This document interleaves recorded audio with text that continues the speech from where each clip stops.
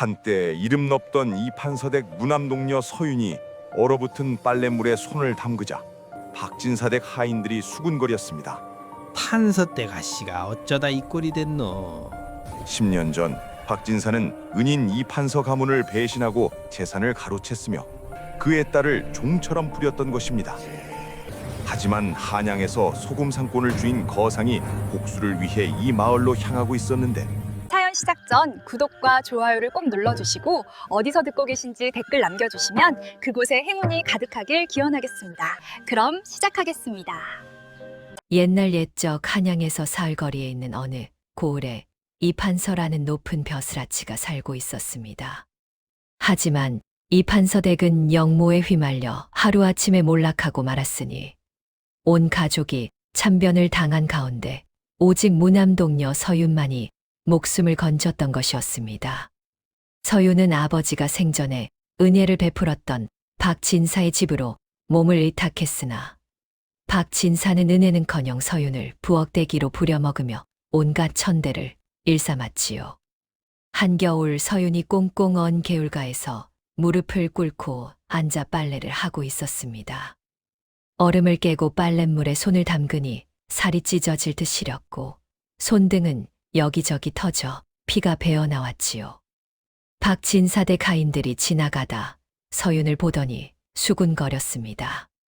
판서댁 아씨가 어쩌다 이 꼴이 됐누. 산 목숨이 거미줄이라더니 서윤의 깡마른 손 너머로 박진사댁의 화려한 기와 지붕이 햇살에 반짝이고 있었으니 그 모습이 얼마나 처량했겠습니까? 하지만 서윤은 고개를 들어 하늘을 바라보며 이를 악물었습니다. 박진사의 처는 서윤이 곱게 자란 양반 아씨인 것이 눈에 거슬렸는지 온갖 꾸준 일을 골라서 시켰습니다. 새벽같이 일어나 마당을 쓸고 우물물을 길어오면 아침밥을 짓고 설거지를 해야 했으며 낮에는 빨래와 바느질을 하고 밤에는 등잔불 아래서 길쌈을 해야 했지요. 서윤의 손은 거칠어져 갈라졌고 허리는 굽어졌으나 그래도 마음만은 꺾이지 않았습니다. 어느 날 서윤이 우물가에서 물을 길어오는데 마을 아이들이 몰려와 졸랐습니다. 아씨, 오늘도 글자 가르쳐 주. 서윤은 빙그레 웃으며 막대기를 들어 바닥에 글자를 써 내려갔습니다. 천지현황, 하늘천, 땅지, 거물현, 누르황이니라. 아이들이 고사리 같은 손으로 따라 쓰는 모습을 보니 가슴이 따뜻해졌지요. 박진사의 처가 이를 보고 달려와 호통을 쳤습니다. 인연이 감히 주제도 모르고 천한 것들에게 글을 가르쳐. 서윤은 허리를 곧게 펴고 조용히 대답했습니다. 몸은 종의 신세이나 마음까지 노비가 되지는 않을 것입니다. 그 모습이 비록 해진 옷을 걸치고 있었으나 여전히 선비의 기품이 서려 있었으니 박진사의 처도 할 말을 잃고 말았습니다. 사흘 후 박진사가 사랑채에서 낯선 사내와 무언가를 수군거리고 있었습니다. 그 사내는 인근 고을에서 가장 부유하다는 김 부자의 심부름꾼이었으니 김 부자는 70이 넘은 노인이었으나 여전히 젊은 여인들을 탐했지요. 진사 어른, 우리 나으리께서 그 계집 아이를 마음에 들어 하시오. 은자 100냥을 드리겠소. 박진사의 눈이 번쩍 뜨였습니다. 100냥이라. 허나 그 아이는 옛날 내 은인의 딸이라. 은인, 이미 죽어 없는 자가 무슨 은인이오. 그보다 당장 쓸 돈이 급하지 않소. 박진사는 잠시 망설이는 척하더니 이내 고개를 끄덕였습니다. 좋소. 보름 안으로 데려가시오. 그날 밤 서윤이 부엌에서 설거지를 하고 있는데 박진사가 들어와 차갑게 내뱉었습니다. 서윤아, 내 신세를 생각해 보았느냐? 이 집에서 먹고 자는 것도 다 내 은혜다. 은혜라니요. 아버님께서 진사 어른을 얼마나 아끼셨는데. 박진사가 벌떡 일어나 서윤의 뺨을 후려쳤습니다. 은예, 그건 죽은 내 아비에게나 찾아라. 너는 이제 이 집의 빚쟁이일 뿐이다. 서윤은 바닥에 쓰러져 눈물을 흘렸으나 박진사는 돌아보지도 않고 나가버렸지요. 이튿날 아침 서윤이 마당을 쓸고 있는데 박 진사의 처가 기침 소리를 내며 다가왔습니다. 서윤아, 내 손 좀 보자꾸나. 서윤이 빗자루를 내려놓고 손을 내밀자 박 진사의 처가 그 손을 낚아채듯 잡았습니다. 이게 뭐냐? 서윤의 약지에 작은 옷가락지가 끼워져 있었으니 그것은 어머니가 돌아가시기 전 마지막으로 쥐어주신 유품이었던 것입니다. 이것은 어머니께서 주신. 어머니, 역적의 처가 무슨 어머니냐. 이런 귀한 물건을 천한 것이 끼고 있다니. 박진사의 처가 서윤의 손가락에서 옷가락지를 억지로 빼앗았습니다. 서윤이 황급히 무릎을 꿇으며 애원했지요. 마님, 그것만은 제발 돌려주십시오. 그것은 어머니의 마지막. 닥쳐라. 내가 감히 나한테 명령을 해? 박진사의 처가 옷가락지를 마루 바닥에 내던지더니 발로 짓밟기 시작했습니다. 우두둑. 가락지가 부서지는 소리가 서윤의 가슴을 찢었습니다. 서윤은 온몸이 떨렸고 눈물이 비 오듯 쏟아졌으나 아무 말도 할 수 없었지요. 박진사의 처가 코웃음을 치며 사라진 후 서윤은 떨리는 손으로 부서진 옷가락지 조각들을 하나하나 주워 모았습니다. 어머니, 소녀, 이 수모를 어찌 다 견뎌야 하옵니까? 그날 밤 서윤은 뒷산으로 올라가 작은 산신각 앞에 무릎을 꿇었습니다. 달빛만이 그녀를 비추고 있었고 찬바람이 옷깃을 파고들었지요. 산신령님, 부디 이 모진 운명을 끝내 주소서. 아니면 제게 복수할 힘을 주소서. 서윤은 밤새도록 절을 올렸으니 이마에서 피가 날 때까지 바위에 머리를 찧었던 것입니다. 하늘은 아무 대답이 없었으나 서윤의 마음속에는 작은 불씨 하나가 타오르기 시작했습니다. 사흘 후 마을에 떠들썩한 소문이 퍼졌습니다. 한양에서 전대미문의 거상이 이고을로 온다는 것이었지요. 최 대판이라고 하던데 전국 소금 상권을 쥐고 있다지 뭐요. 그 양반이 우리 고을 땅을 사들이러 온대요. 돈이 산더미 같다던데. 박진사도 이 소식을 듣고는 눈이 번쩍 뜨였습니다. 소금 상권이라. 그 자와 손을 잡으면 큰 돈을 벌 수 있겠군. 마을 어귀에 위풍당당한 가마가 나타나자 사람들이 우르르 몰려들었습니다. 가마 앞뒤로 수십 명의 수행원들이 따르고 있었으니 그 행렬이 얼마나 화려했겠습니까? 가마 문이 열리고 한 사내가 내렸습니다. 넓은 어깨에 당당한 체구, 비단 도포를 입은 그의 풍채는 범과 같았지요. 소인은 이 고을 박진사라고 하옵니다. 대판 어른을 모시어 나왔사옵니다. 박진사가 허리를 굽신거리며 인사를 올렸습니다. 최 대판이 천천히 박진사를 내려다보더니 입꼬리를 살짝 올렸습니다. 박진사, 그대가 이 고을의 유지라 들었소. 내가 사들일 땅이 많으니 잘 부탁하오. 예, 소인이 최선을 다해 모시겠나이다. 최 대판의 눈빛이 차갑게 빛났으나 박진사는 그것을 알아채지 못했던 것입니다. 돈이 힘이지요. 이 고을의 모든 전답 제가 다 거두겠습니다. 그 말에 박진사는 허허 웃으며 고개를 끄덕였지요. 며칠 후 박진사가 최 대판을 위한 잔치를 크게 벌였습니다. 사랑채에는 온갖 진귀한 음식들이 차려졌고 기생들까지 불러 풍악을 울렸으니 그 호화로움이 대단했지요. 서윤은 다른 하인들과 함께 술상을 나르는 일을 맡았습니다. 무거운 술병을 들고 사랑채로 향하는데 손이 떨려 그만 술병이 기울어질 뻔했지요. 조심해라, 이년아. 귀한 손님 앞에서 실수라도 하면 가만 안 둔다. 박진사의 처가 등 뒤에서 호통을 쳤습니다. 서윤이 고개를 숙인 채 사랑채로 들어서자 방 안이 술기운으로 후끈 달아올라 있었습니다. 자, 대판 어른, 이 술 한 잔 받으시오. 박진사가 술잔을 들며 아첨하는 소리가 들렸지요. 서윤이 조심스럽게 상 위에 술병을 올려놓으려는 순간 누군가의 시선이 느껴졌습니다. 고개를 들자 최 대판과 눈이 마주쳤습니다. 최 대판의 눈빛이 순간 흔들렸고 그의 손이 잡고 있던 술잔이 미세하게 떨렸지요. 서윤도 가슴이 철렁 내려앉았으나 이유를 알 수 없었습니다. 저 양반은 왜 저렇게 나를 보시는 걸까? 최 대판이 겨우 시선을 거두고는 박 진사에게 물었습니다. 진사 어른, 저 여인의 이름이 무엇이오? 아, 저것 말이옵니까? 서윤이라 하옵니다. 옛날 제가 아끼던 벗의 딸인데. 그렇소. 최 대판의 목소리가 낮게 가라앉았습니다. 아주 익숙한 관상이로군. 최 대판은 술잔을 단숨에 비우고는 주먹을 꽉 쥐었으니 그의 손등에 핏줄이 퍼렇게 솟아올랐던 것입니다.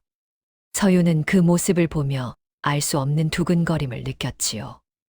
박 진사가 눈치 없이 껄껄 웃으며 말했습니다.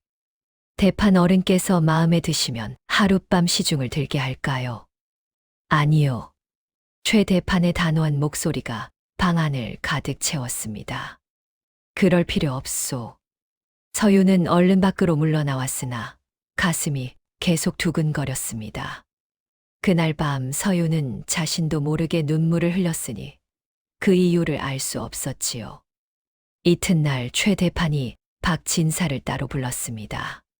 진사 어른, 제가 큰 장사 하나를 제안하고 싶소. 박 진사의 눈이 반짝였지요. 큰 장사라니 어떤 것이옵니까? 최 대판이 품에서 지도 하나를 꺼내 펼쳤습니다. 서해 바닷가에 소금 광산이 하나 있소. 그곳에서 나오는 소금은 일반 소금과는 다르오. 한 번 맛보면 다시는 다른 소금을 먹을 수 없을 정도지요. 오, 그 소금을 독점하면 전국 소금 상권을 줄 수 있소. 하지만 그러려면 큰 돈이 필요하오. 박 진사가 침을 꿀꺽 삼켰습니다. 얼마나 필요하오? 은자 3,000냥은 있어야 하오. 하지만 1년 안에 10배는 벌 수 있소. 최 대판이 작은 보자기를 풀자 그 안에서 황금빛 소금이 쏟아져 나왔습니다. 햇빛에 반짝이는 그 소금은 마치 금가루처럼 보였지요. 이것이 그 소금이요.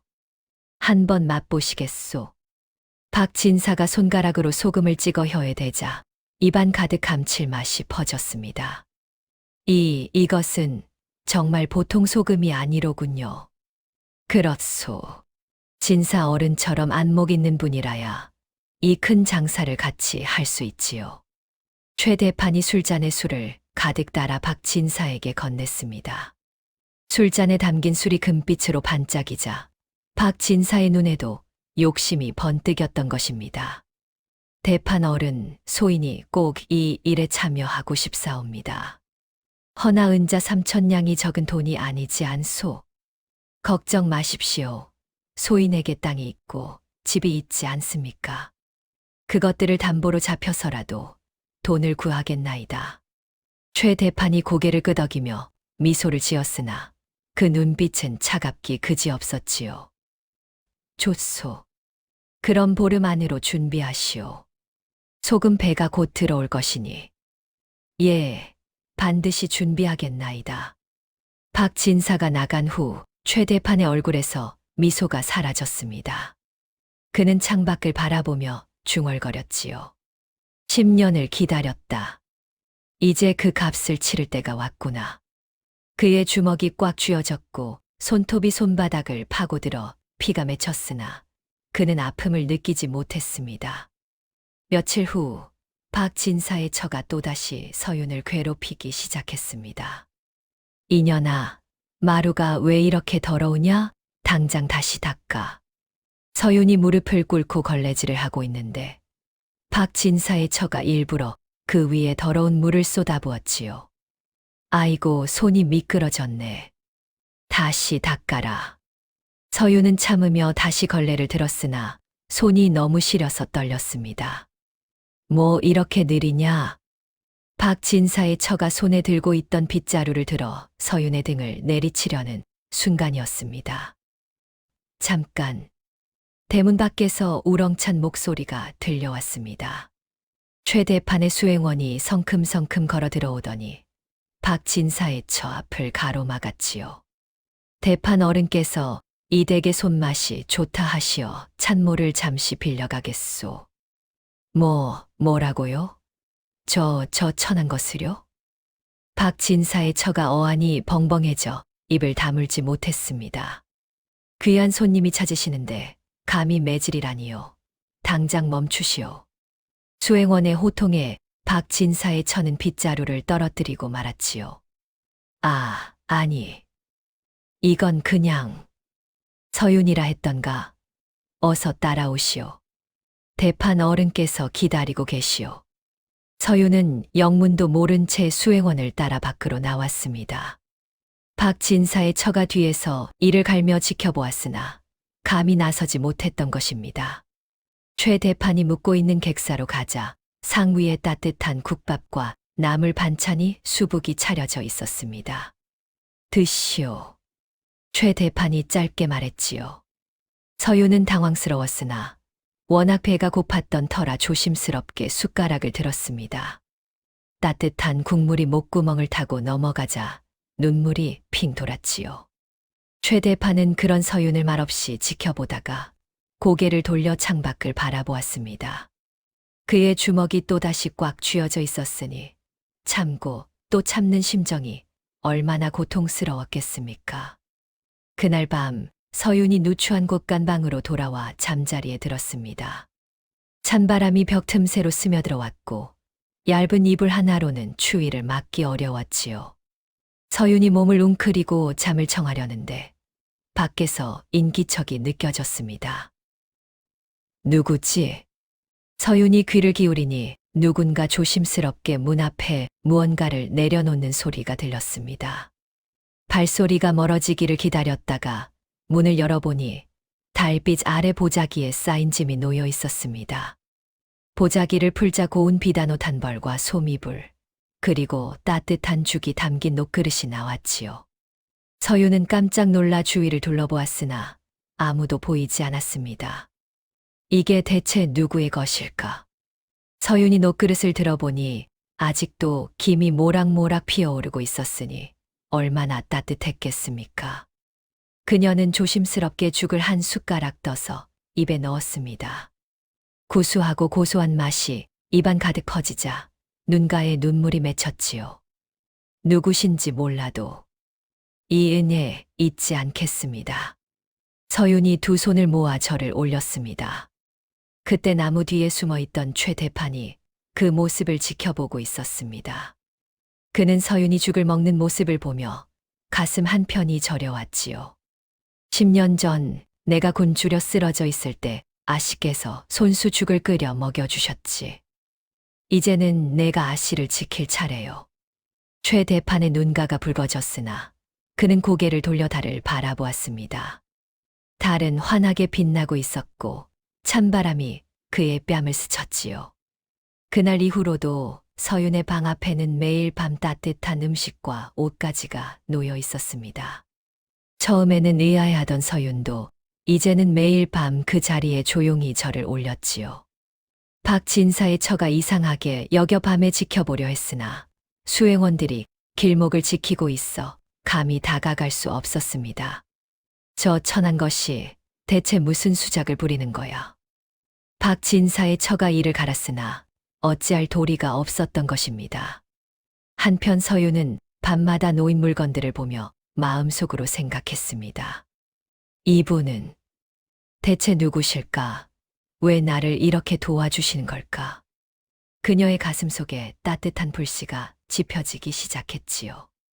보름이 지난 어느 날 밤 서윤이 우물가에서 물을 길어오고 있었습니다. 달빛이 수면에 반짝이고 있었고 바람은 조용히 나무잎을 흔들고 있었지요. 서윤아 씨. 뒤에서 낮고 부드러운 목소리가 들려왔습니다. 서윤이 깜짝 놀라 돌아보니 최 대판이 홀로 서 있었습니다. 대판 어른. 이 밤중에 웬일이시옵니까? 할 말이 있어 찾아왔소. 최 대판이 천천히 다가왔습니다. 달빛 아래 그의 얼굴이 또렷하게 보였으니 어딘지 모르게 익숙한 느낌이 들었지요.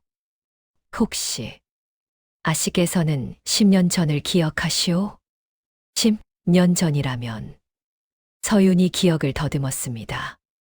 아버님께서 역적으로 몰리시기 전 말씀이신가요? 그렇소. 그때 이 판서댁에는 칠복이라는 머슴이 하나 있었소.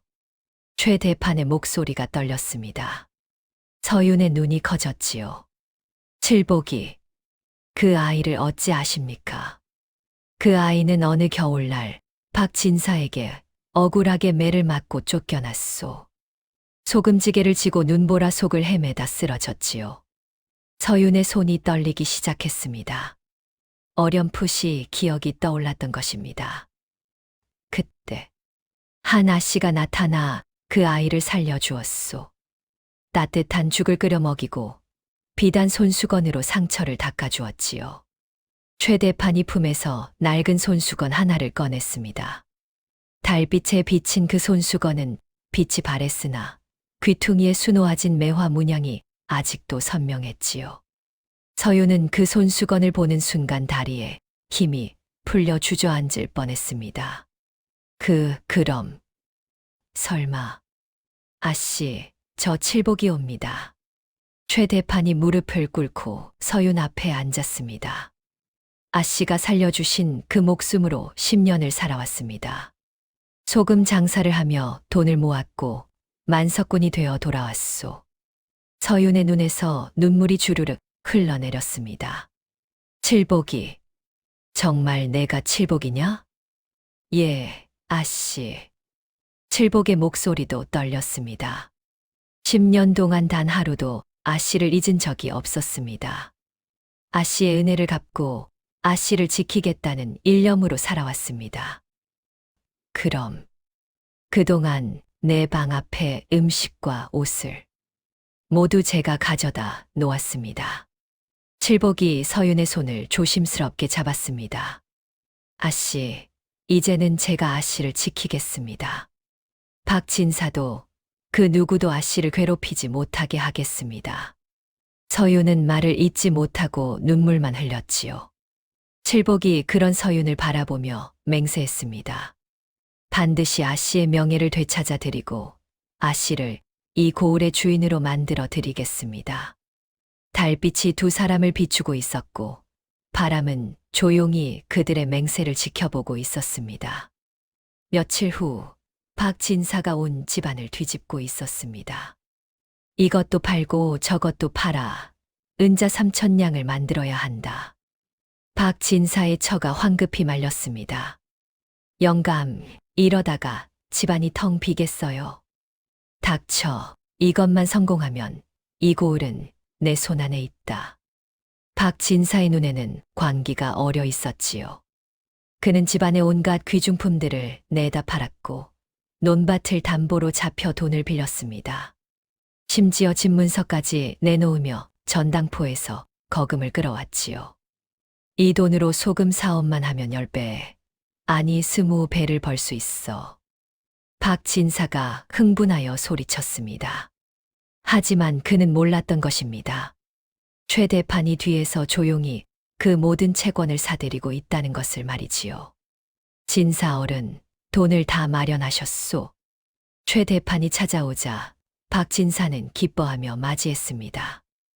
예, 은자 3,000냥을 모두 준비했나이다. 박진사가 무거운 돈괴를 끌고 왔습니다. 최 대판이 돈을 확인하고는 고개를 끄덕였지요. 좋소. 그럼 이제 계약서를 쓰시오. 계약서요? 당연하지 않소. 이런 큰 장사의 증표가 있어야지요. 최 대판이 수행원에게 눈짓을 하니 긴 두루마리가 펼쳐졌습니다. 거기에는 빽빽하게 글씨가 적혀 있었으니 박진사는 대충 훑어보고는 도장을 찍으려 했지요. 잠깐 이 부분도 확인하셔야 하오. 최 대판이 손가락으로 한 구절을 가리켰습니다. 만약 소금 배가 도착하지 않으면 모든 담보물은 채권자의 소유가 된다. 박 진사가 잠시 주저했으나 최 대판이 웃으며 말했습니다. 걱정 마시오. 제 배가 침몰할 리 없지 않소. 이건 그저 형식일 뿐이요. 그렇겠지요. 박 진사는 떨리는 손으로 인장을 꺼내 계약서에 도장을 찍었습니다. 꽝. 도장이 찍히는 소리가 사랑채에 울려 퍼졌습니다. 최 대판의 입꼬리가 살짝 올라갔으나 박 진사는 그것을 보지 못했지요. 허허허, 이제 곧 큰 부자가 되는 거요. 박 진사가 술잔을 들어 홀로 마시며 기뻐했습니다. 그날 밤 최 대판은 객사로 돌아와 그 계약서를 펼쳐보았습니다. 촛불 아래 비친 그의 얼굴에는 차가운 미소가 번지고 있었지요. 10년 전 내 놈이 내 등을 때렸을 때를 기억하느냐? 이제 내 놈의 등이 휠 차례다. 그는 계약서를 조심스럽게 접어 품 안에 넣었습니다. 밖에서는 바람이 불어왔고 나뭇가지가 흔들리며 소리를 냈지요. 마치 곧 다가올 폭풍을 예고하는 듯 했습니다. 열흘이 지났습니다. 박 진사는 매일 바닷가로 나가 소금 배가 오기를 기다렸지요. 오늘은 오겠지. 분명 오늘은 올 거야. 하지만 바다는 텅 비어 있었고 파도만 철썩거리며 밀려왔다 물러갔습니다. 보름이 지나자 박 진사는 초조해지기 시작했습니다. 이상하다. 왜 배가 안 오는 거지? 박 진사의 처도 불안한 얼굴로 물었습니다. 영감, 혹시 우리가 속은 건 아니겠죠? 말도 안 되는 소리. 최 대판은 전국에서 소문난 거상이라고.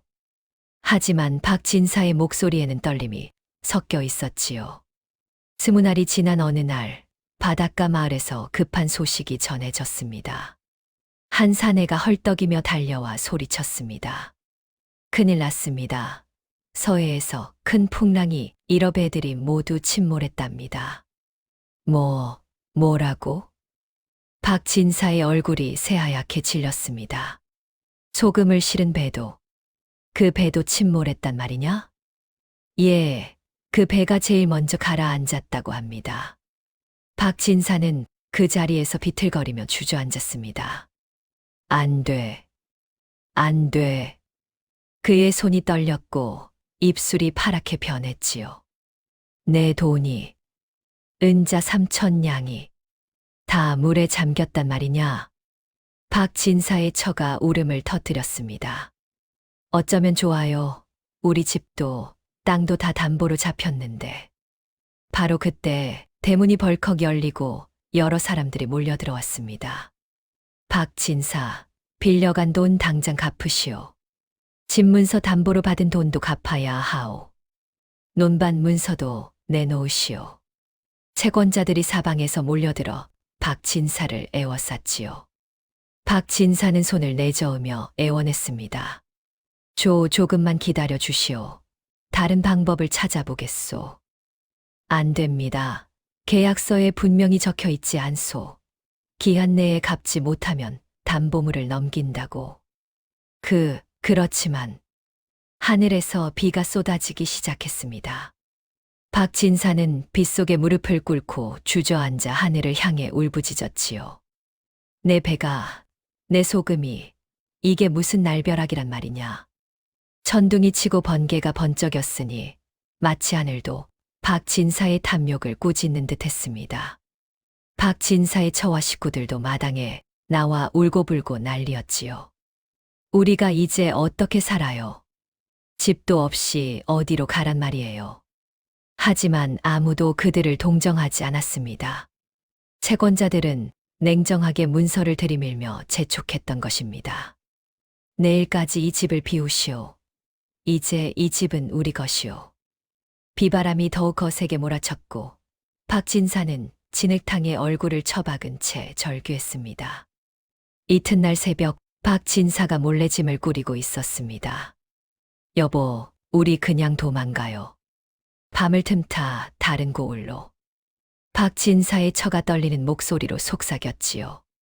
그래, 그게 낫겠어. 어차피 여기 남아봤자.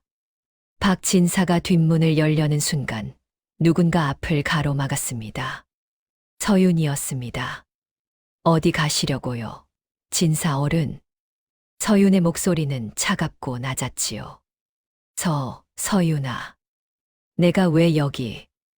도망치려 하셨군요. 하지만 소용없습니다. 서윤이 천천히 다가왔습니다.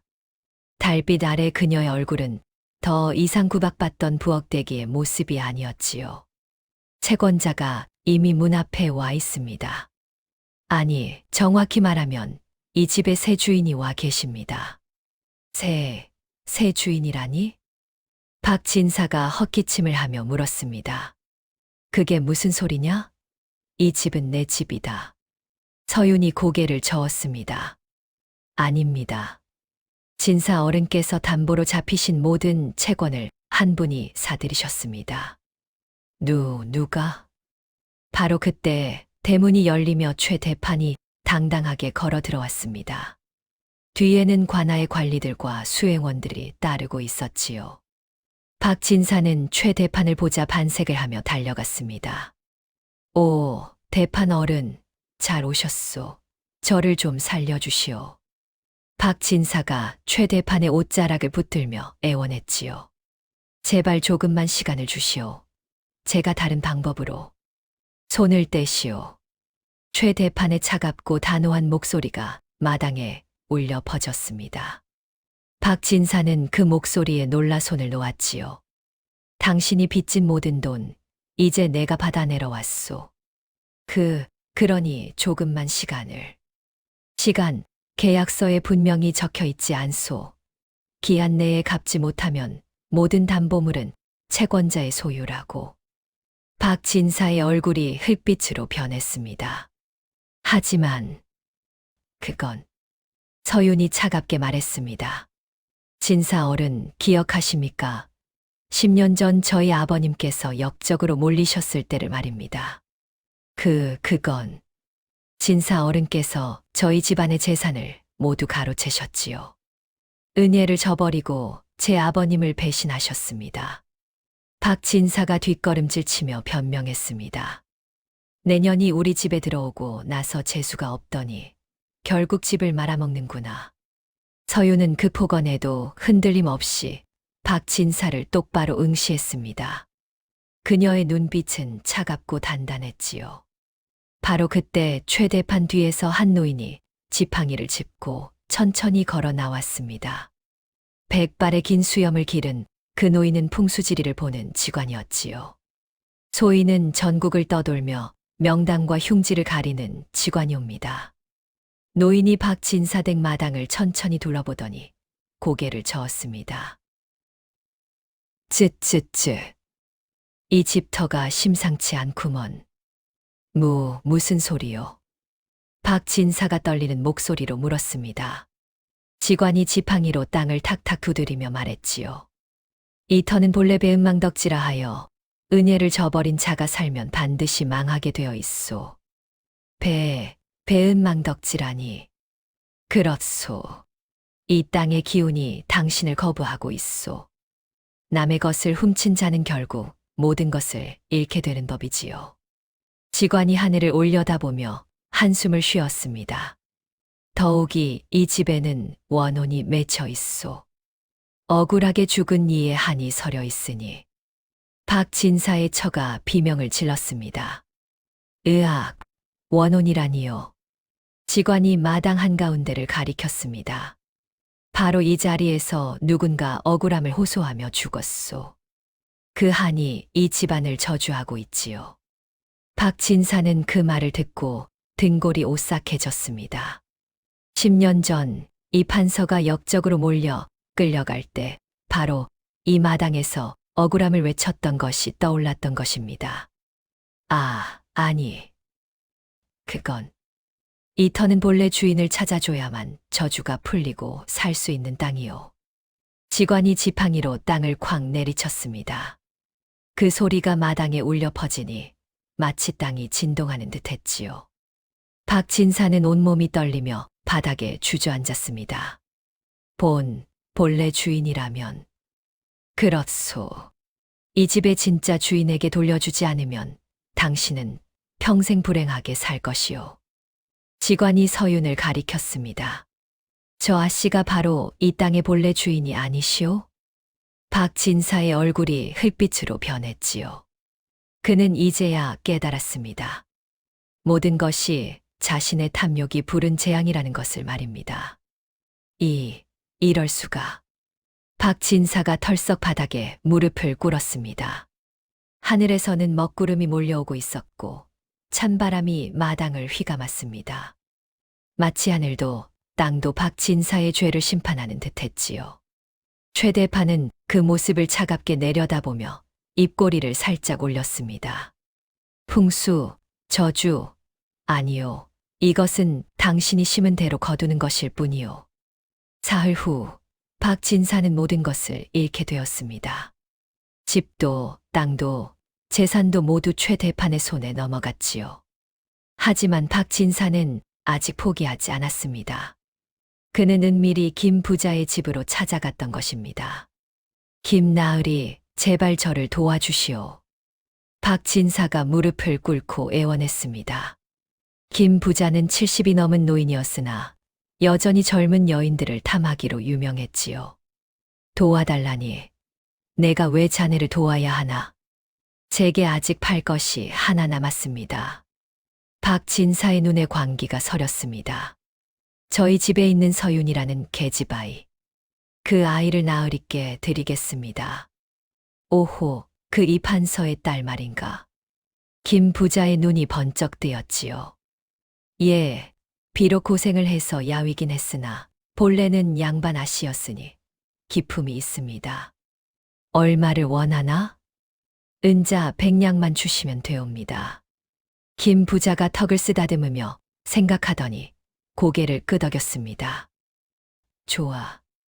내일 데려오게. 박진사는 기뻐하며 집으로 돌아왔습니다.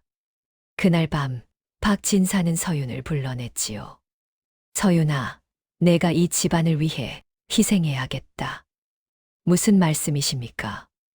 내일 김 부자 댁으로 가거라. 거기서 첩으로 들어가는 거다. 서윤의 얼굴이 굳어졌습니다. 첩이라니요. 그 늙은 노인의 첩으로? 닥쳐. 내년 때문에 우리 집안이 망했다. 이제라도 내가 값을 치러야지. 박진사가 소리를 질렀습니다.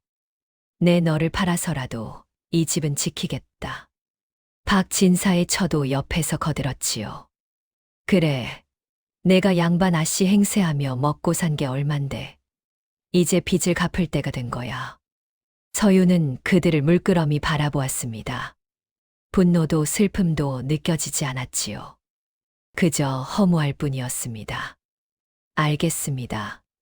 서윤이 담담하게 대답했습니다. 내일 가겠습니다. 박진사는 그 말에 안도의 한숨을 내쉬었지요. 하지만 서윤은 생각했습니다. 칠복, 당신을 믿겠어요. 그날 밤 서윤은 방 안에 조용히 앉아 달을 바라보았습니다. 달은 환하게 빛나고 있었고 별들이 총총히 떠 있었지요. 내일이면 모든 것이 끝나겠지. 서윤은 두 손을 모아 기도했습니다. 한편 최 대판은 이 모든 소식을 이미 알고 있었습니다. 그의 수하들이 박진사의 움직임을 낱낱이 보고했던 것이지요. 드디어 마지막 발악을 시작했군. 최 대판이 차가운 미소를 지었습니다. 좋아. 내일이면 모든 것이 끝난다. 그는 창밖을 바라보며 주먹을 꽉 쥐었습니다. 내일이면 10년의 복수가 완성되는 날이었지요. 비가 다시 내리기 시작했고 천둥 소리가 멀리서 울려 퍼졌습니다. 폭풍 전야였습니다. 이튿날 아침 박진사가 서윤을 끌고 김 부자 댁으로 향하려 하자 갑자기 대문이 벌컥 열리며 최 대판이 관아의 관리들과 함께 들어섰습니다. 박진사는 최 대판을 보고 반가운 듯 달려가 옷자락을 붙잡으며 애원했지요. 오, 대판 어른, 저를 좀 살려주십시오. 조금만 시간을 주시면 은자 100냥이라도 마련해서 손을 떼시오. 최 대판의 차갑고 단호한 목소리가 마당을 가득 채우자 박진사는 그제야 뭔가 잘못되었음을 느끼고 손을 놓았습니다. 최 대판이 품에서 두툼한 문서 뭉치를 꺼내 박진사 앞에 던지니 문서들이 바닥에 펼쳐지며 흩어졌지요. 이게 뭐요? 박진사가 떨리는 손으로 문서를 집어들자 그의 얼굴이 새하얗게 질렸으니 거기에는 자신이 빌린 모든 돈의 채권과 집문서, 논반 문서가 빼곡히 들어 있었던 것입니다. 이건 분명 여러 곳에서 빌린 돈인데 어떻게 전부 내가 다 사들였소. 최 대판이 차갑게 웃으며 말했습니다. 당신이 빌린 모든 돈, 담보로 잡힌 모든 것이 이제 내 손에 있소. 계약서에 적힌 대로 기한 내에 갚지 못했으니 이제 모두 내 것이오. 박진사가 바닥에 주저앉아 머리를 쥐어뜯으며 울부짖었지요. 안 됩니다. 이 집은 대대로 우리 집안의 것이었소. 제발. 대대로 거짓말 마시오. 최 대판이 한 걸음 다가서며 차갑게 내려다보았습니다. 이 집은 본래 이 판서의 것이었고 당신이 배신하여 가로챈 것이지 않소. 박진사는 할 말을 잃고 입만 벙긋거렸지요. 최 대판이 관아의 관리에게 고개를 끄덕이자 관리가 문서를 펼쳐 읽기 시작했습니다. 관에서 확인한 결과 박진사의 모든 채무가 기한을 넘겼으니 담보물은 채권자인 최 대판에게 넘긴다. 관리의 엄숙한 목소리가 마당에 울려 퍼지자 박진사의 처와 식구들이 우르르 뛰어나와 울고불고 난리를 쳤으나 아무 소용이 없었습니다. 이제부터 이 집은 최 대판의 소유이니 당장 짐을 싸서 나가도록. 박진사가 바닥을 기며 최 대판의 발 앞에 엎드려 애원했으나 최 대판은 그를 차갑게 내려다볼 뿐 한치의 동정도 보이지 않았습니다. 제발 용서해 주시오. 다른 건 다 가져가도 좋으니 이 집만은. 용서. 최 대판이 비웃듯 중얼거리더니 갑자기 박진사의 멱살을 움켜잡아 일으켜 세웠지요. 용서라는 말을 내 입에서 듣게 될 줄이야. 10년 전 내가 용서를 빌었을 때 내 놈은 뭐라 했더냐? 박진사의 눈이 커졌습니다. 10년 전이라니.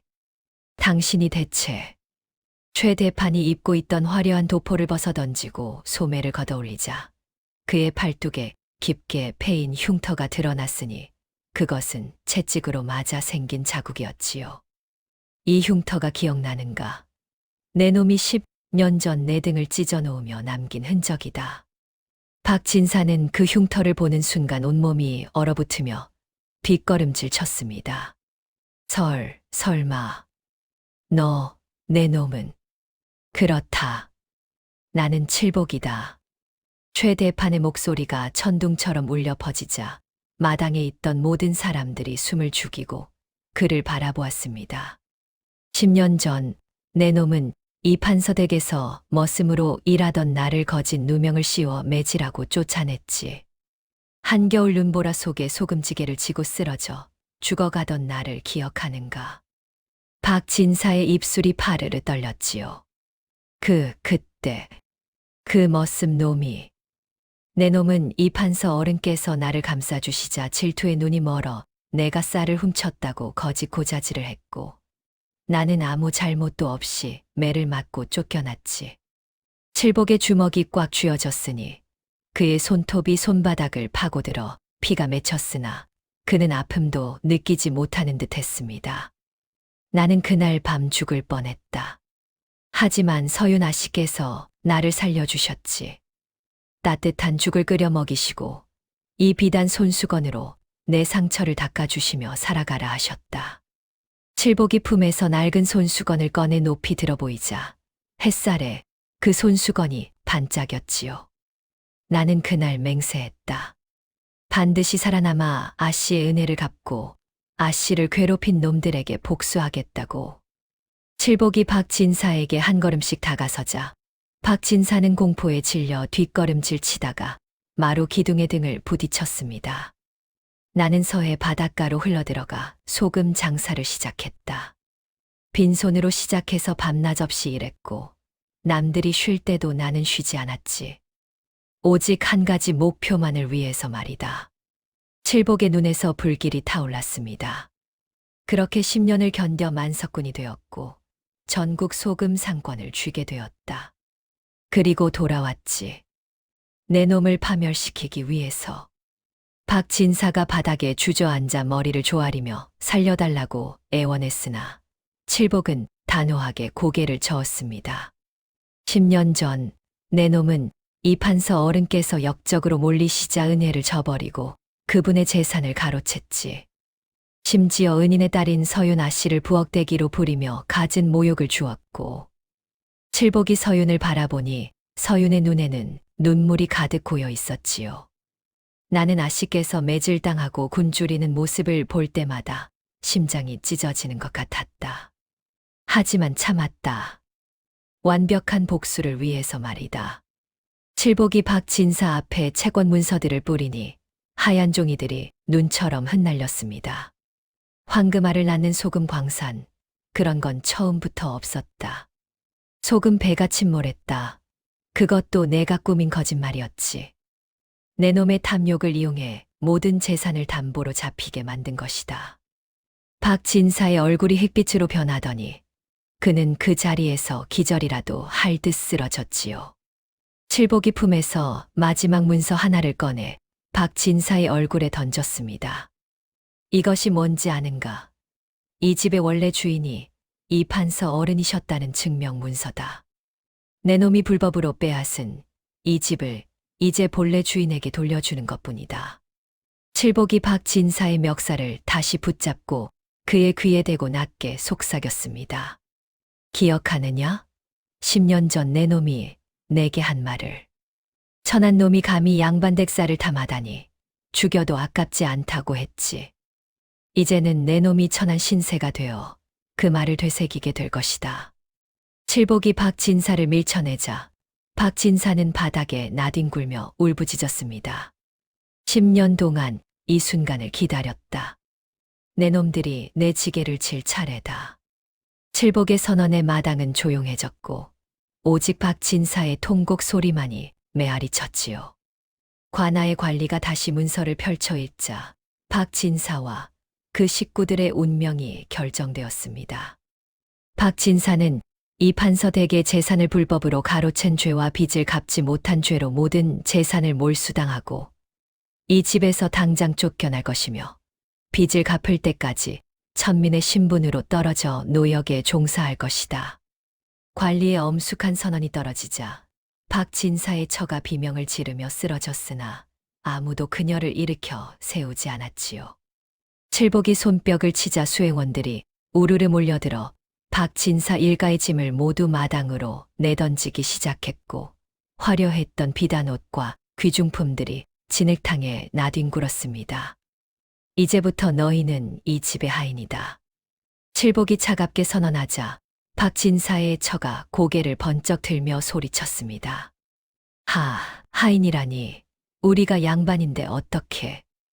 양반, 재산도 없고 빚만 잔뜩 진 자가 무슨 양반이요? 칠복이 비웃으며 말했지요. 10년 전 서윤아 씨께서 이 집에서 부엌대기 노릇을 하며 얼마나 고통스러웠겠소. 이제 당신들이 그 고통을 똑같이 느껴볼 차례요. 칠복이 수행원에게 눈짓을 하자 거친 삼배옷이 박진사 일가 앞에 던져졌습니다. 이 옷을 입고 부엌으로 가시오. 오늘부터 당신들은 이 집의 부엌대기와 마당쇠요. 박진사의 처가 그 삼배옷을 보고는 기절할 듯 비명을 질렀으나 칠복은 단호하게 명령했습니다. 빨리 갈아입지 않으면 길거리로 내쫓겠소. 박진사 일가는 울며 겨자 먹기로 누더기 같은 삼배옷으로 갈아입어야 했으니 그 모습이 얼마나 초라했겠습니까. 칠복이 서윤을 바라보며 공손히 허리를 숙였습니다. 아씨, 이제 이 집의 주인은 아씨이십니다. 들어가시지요. 서윤은 눈물을 흘리며 칠복을 바라보았고 칠복은 그런 서윤에게 손을 내밀었지요.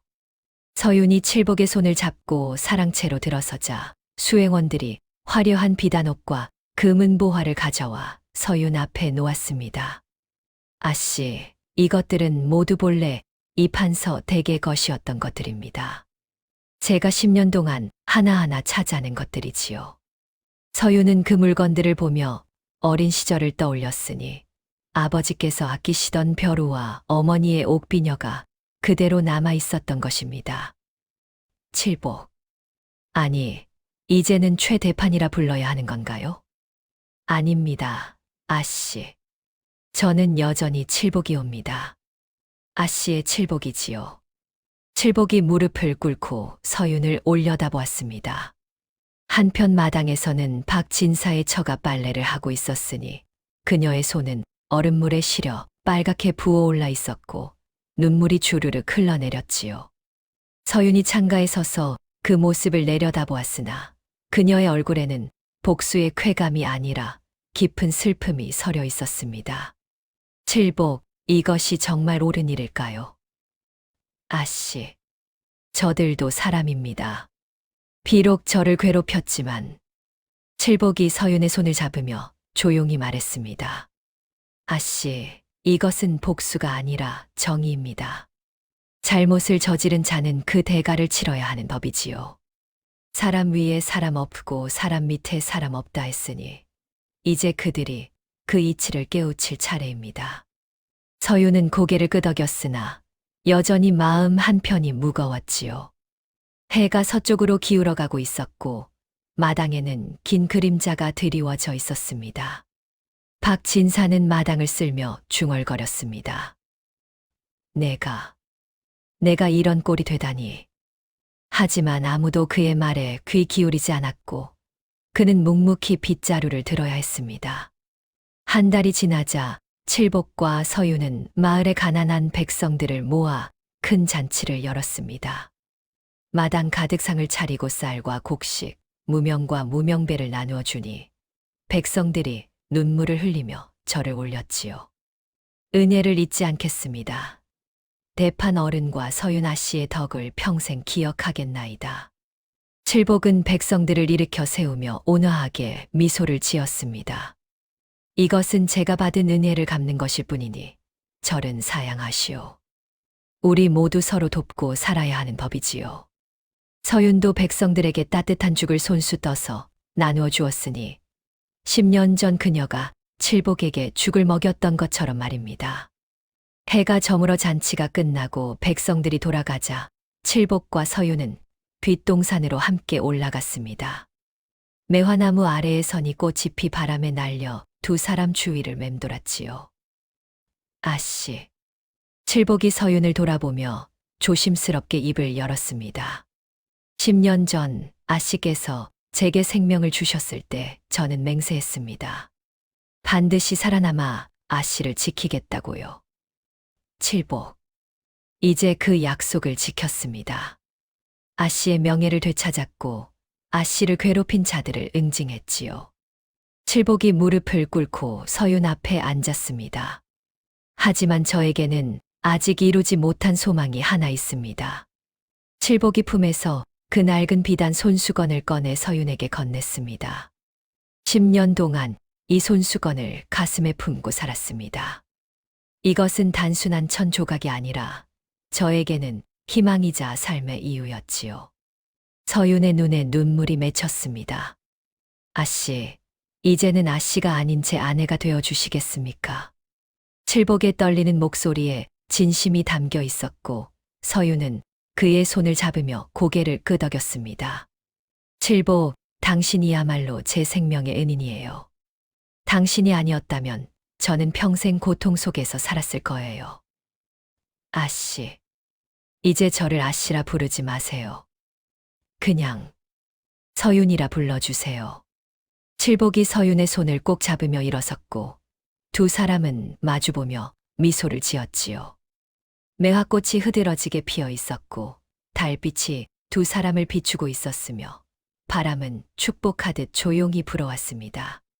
저 멀리 마을에서는 사람들의 웃음소리가 들려왔고 평화로운 저녁 풍경이 펼쳐져 있었지요. 칠복과 서윤은 손을 맞잡고 마을을 내려다보았습니다.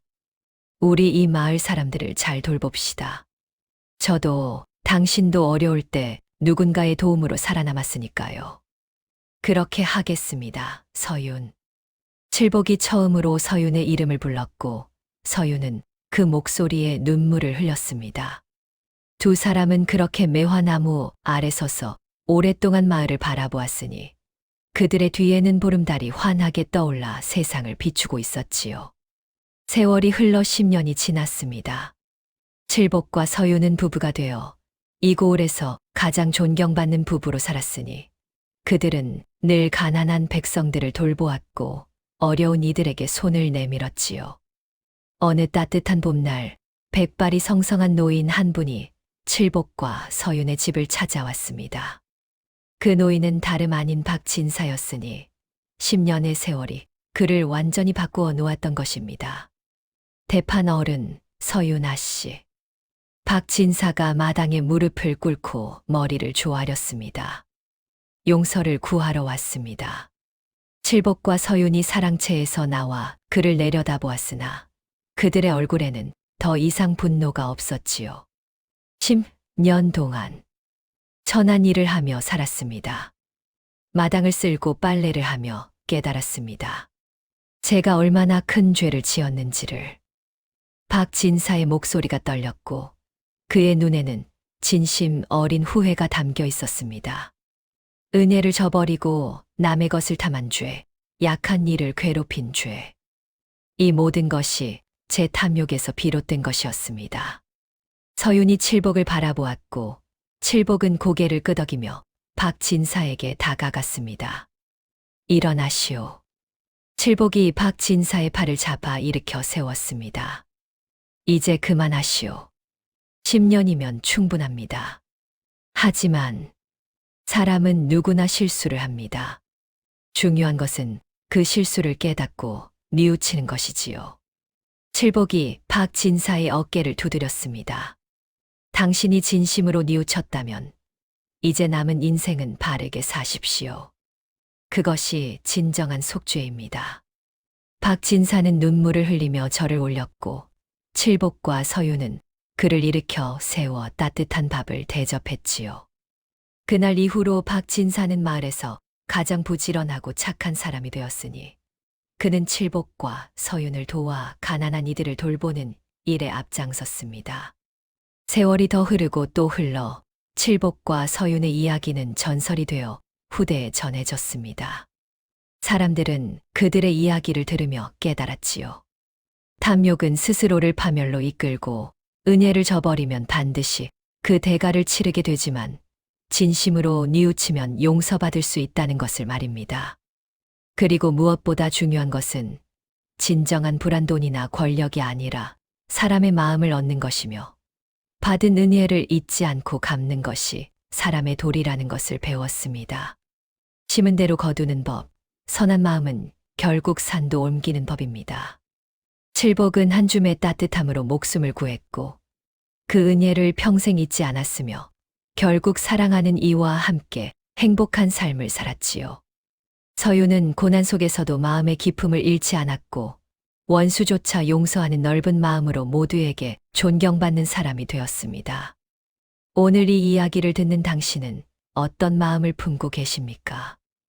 누군가에게 받은 작은 친절을 기억하고 계십니까? 혹은 누군가에게 손 내밀 작은 용기를 가지고 계십니까? 한 줌의 따뜻함이 한 사람의 인생을 바꿀 수 있고 그 인생이 또 다른 사람들을 바꿀 수 있다는 것을 잊지 마십시오. 다음 영상을 빠르게 만나보시려면 좋아요와 구독을 눌러주세요.